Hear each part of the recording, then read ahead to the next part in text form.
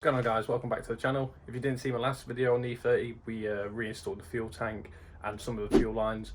We got held up with some rust, which we're going to sort out today, and then hopefully we can finish off installing the fuel supply.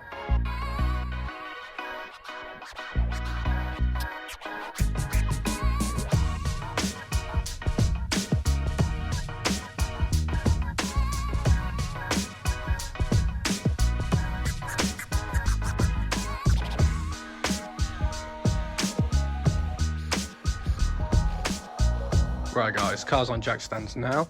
I'll show you where the rust is in case you didn't see it in last video, if I didn't put it in last video. So the cotton braided stuff, that's the new stuff. Fuel filter. There's a bit of rust here and a bit of rust here. What I'm going to do is I'm going to get the wire wheel out. Hopefully it comes off with the wire wheel, it's just a bit of surface rust. If not, we're going to have to get the grinder out and the welder out. I'm going to have to start putting some new plates in.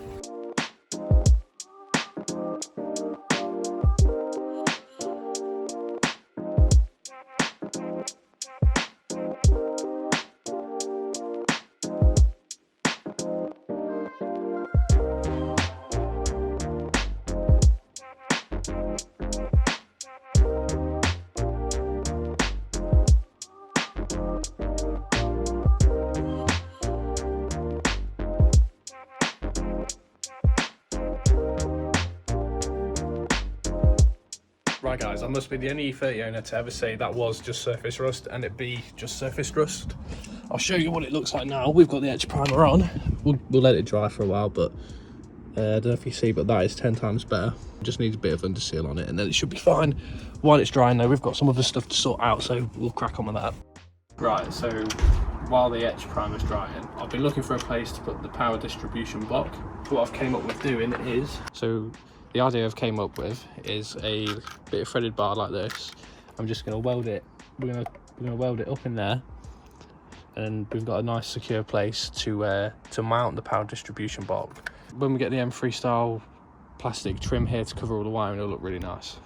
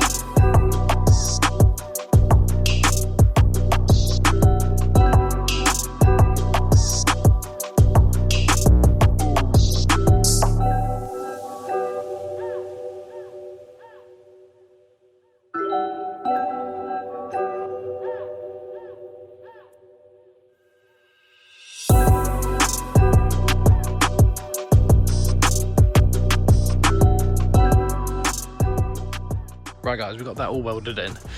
I'm not 100% happy with it still, just because of like the cable management and stuff. I know I've got to put some stuff on here so the main power cable going to the battery doesn't rub on it.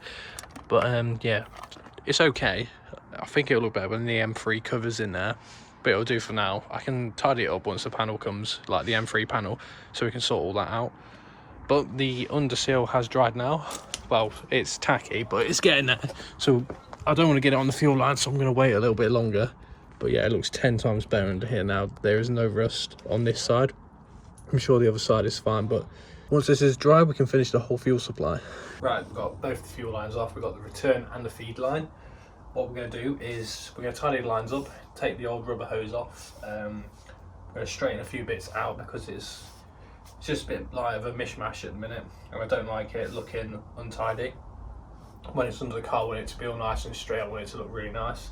Even though you're not going to see it, it's just, for me, if I know it's nice and straight underneath the car and I know it's nice and tidy, I'll be able to sleep better at night. But yeah, we're going to straighten these out, tidy them up, and then we'll put them back under the car. We're going to cut some new fuel line for this, where it comes off the feed line. This is where it's going to meet the fuel pressure regulator. That hose is gone. It's completely been destroyed. It looks disgusting as well, so we'll put some new stuff on just to make sure it won't leak, and the fuel supply will be finished.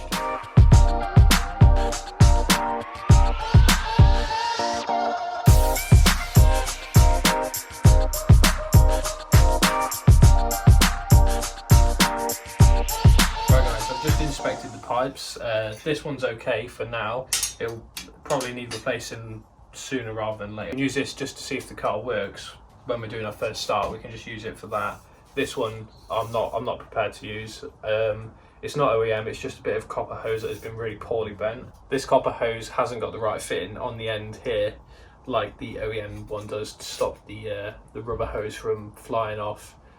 From previous experience, if you don't have this end on here and you're trying to run like say 3 to 5 bar through it, it is just going to ping off eventually anyway. I think that's why this end, he had it so far, he had the pipe down, I'd say an inch, maybe an inch and a half, which is ridiculous. So yeah, it's just not safe. So what we'll do is we'll use the cotton braided hose to replace this for the first start video, or when I eventually do get around to starting it.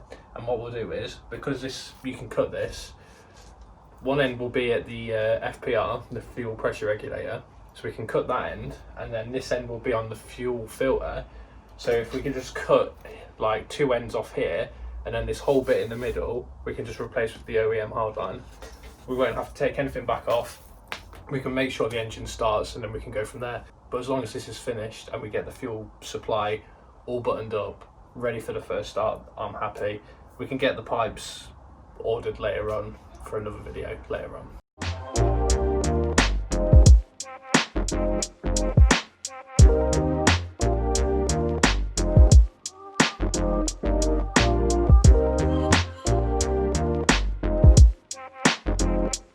Right guys, we had a bit of an issue with this this little bracket here. It was all rusty, so I spent like half an hour trying to bend it and break it off. Ended up just getting the angle grinder on it. What we're going to do now then, I think I'm going to take the brake line off as well, because it's not OEM, it's not the original line. It doesn't look very nice as well, but I'll take this off, get the pipe installed with the clips, and then the fuel supply should be finished.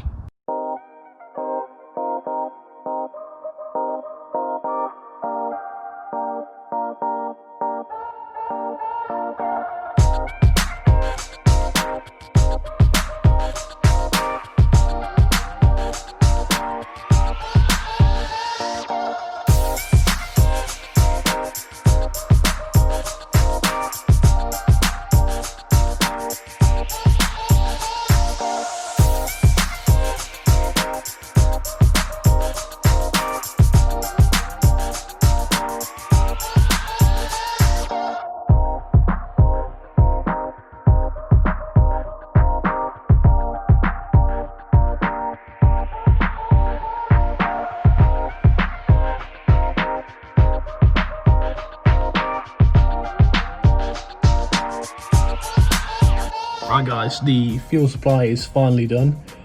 Anybody that's thinking about taking the fuel tank out or redoing their lines, I would totally recommend it, as it's worth doing.